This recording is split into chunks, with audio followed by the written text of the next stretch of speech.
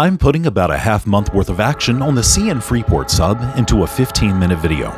And it begins on the 30th of January at 16th Avenue on the Rockford East Belt. L561 with Grand Trunk Western GP38-2 4919 is shoving to service international paper.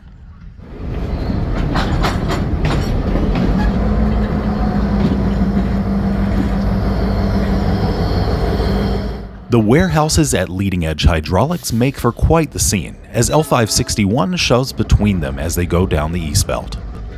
Once south of 23rd Avenue, they'll throw the turnout to the old Weyerhaeuser lead.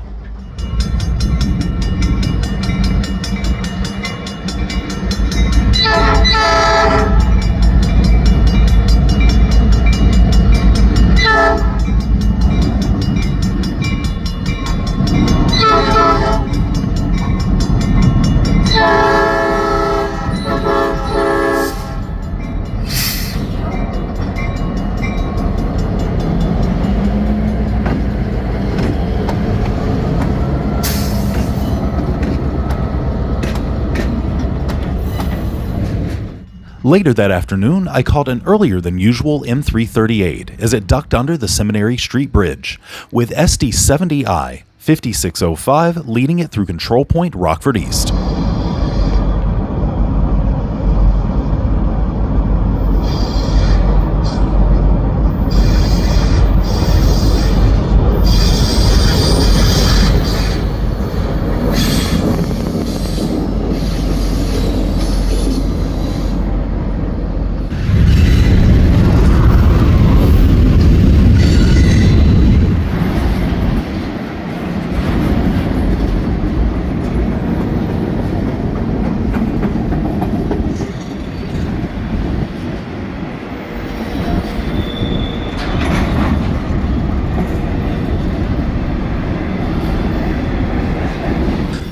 On Thursday the 1st, I made it to the Rockford East Belt just in time to catch L561 leaving after servicing J.L. Clark Plastics and International Paper.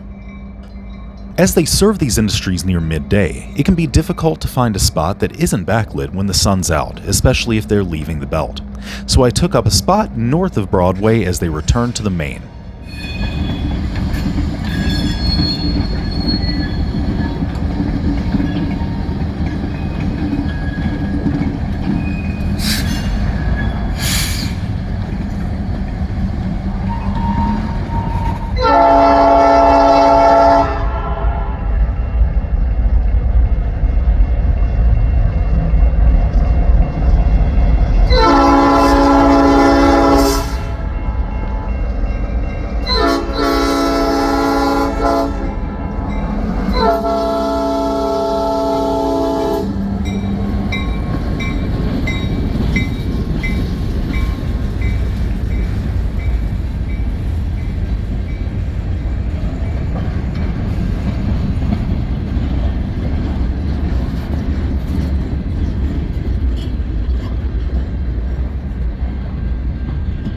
An afternoon eastbound can be a rarity on the Freeport sub, so I took advantage of the sunlight and set up on the east side of the Rock River to catch an ES44 AC and DC leading U704.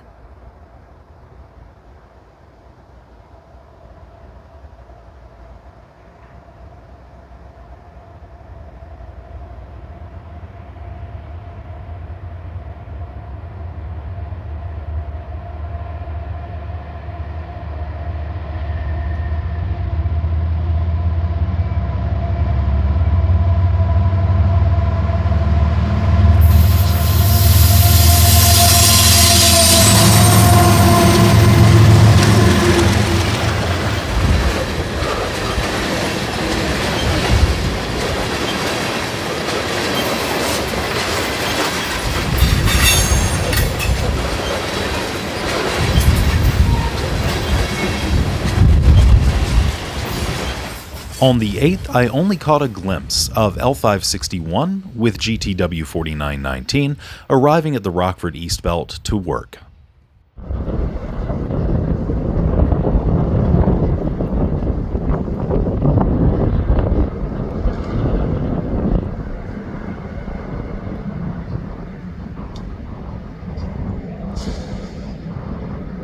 On Saturday the 10th, it was reported that an X338 with ES44DC 2228 leading an SD75I had departed Waterloo.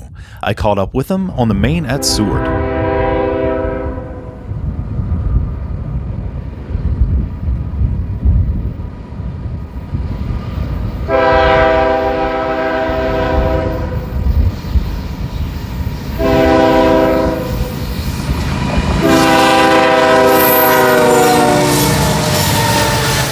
From there, I had just enough time to return to Rockford and set up on the Seminary Street Bridge, where the sun was perfect to catch them beginning their ascent up the grade out of the Rock River Valley. ES44DC 2308 was functioning as a mid-train DPU.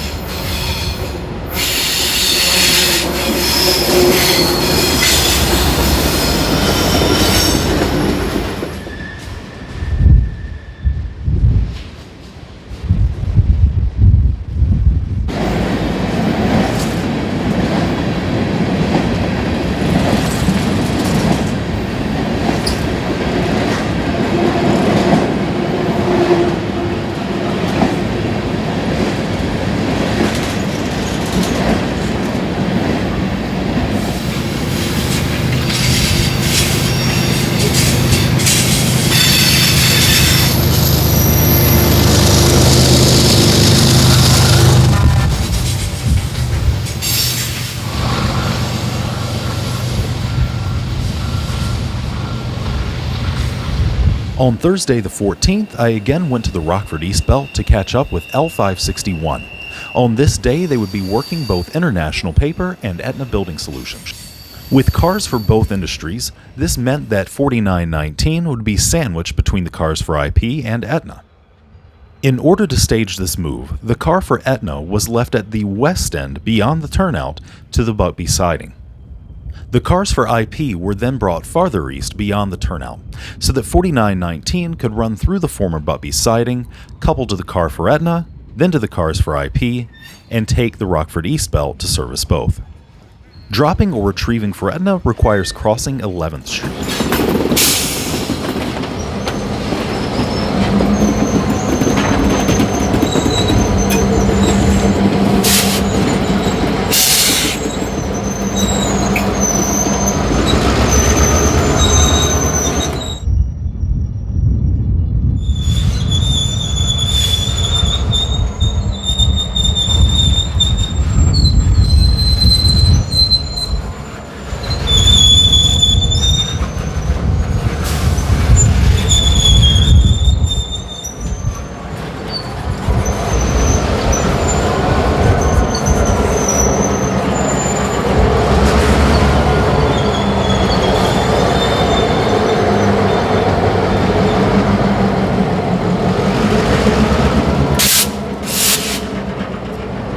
For the most part, the trackage at 11th Street appears to be out of service, and the crossing is rather rough, so it can be a surprise to drivers if they see or hear a train approaching this area.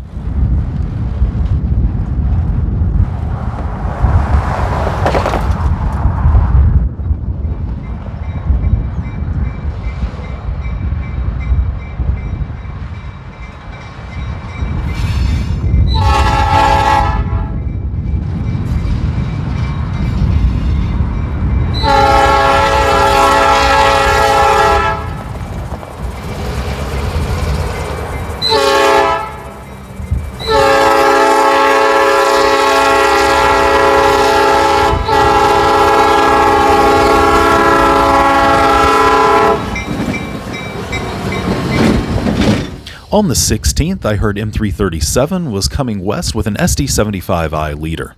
It was going to be a bit later in the day, and it was overcast out, so in order to get out of the approaching headlamps, I decided to return to the Seminary Street Bridge so I could see them descending the grade.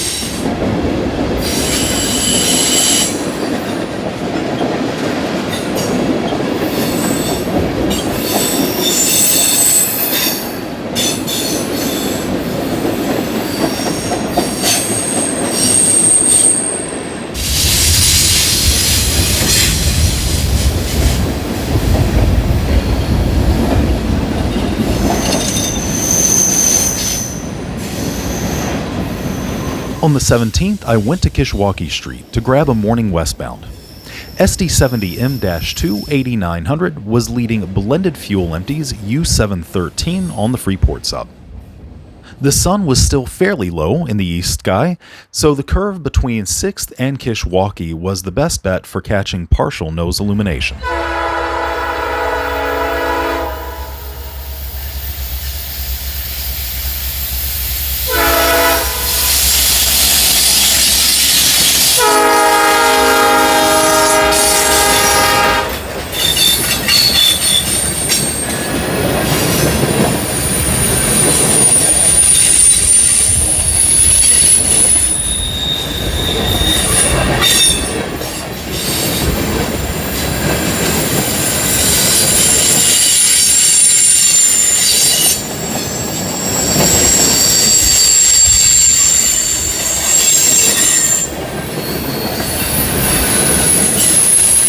Early in the afternoon of the 18th, a pair of Norfolk Southern AC-44C6Ms led U705 west. I was hoping to set up for a more direct shot at the former Testers factory in the background, just east of CP Rockford East. I didn't make it in time, so it was back to the bridge.